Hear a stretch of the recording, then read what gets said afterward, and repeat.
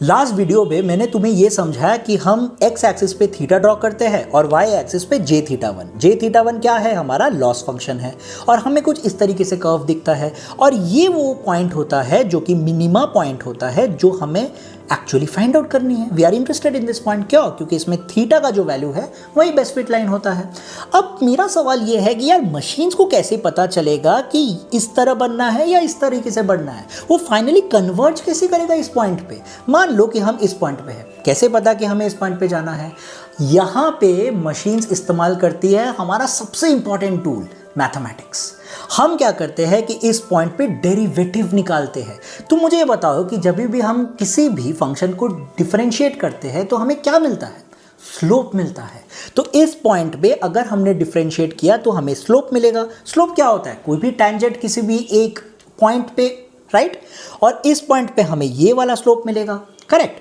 अब क्या ये वाला स्लोप पॉजिटिव है या नेगेटिव स्लोप है? कैसे पता करें? मान लो कि हमने x को बढ़ाया तो हमारा y बढ़ेगा, तो ये एक पॉजिटिव स्लोप है। और इस पॉइंट पे अगर हमने x को बढ़ाया तो हमारा y घटेगा, so this is a negative slope, right? तो हमने इक्वेशन ही कुछ इस तरीके से लिखा कि theta j is equal to theta j minus alpha into slope. Alpha समझेंगे तो अगर स्लोप पॉजिटिव है तो मेरा जो थीटा है वो घटेगा, तो वो इस पॉइंट पे जाएगा। और मेरा स्लोप अगर नेगेटिव है तो मेरा थीटा बढ़ेगा, तो इस पॉइंट पे जाएगा। गेम समझ आ रही है? तो फाइनली हम इस पॉइंट पे कन्वर्ज करेंगे और हमें मिनिमम मिल जाएगा।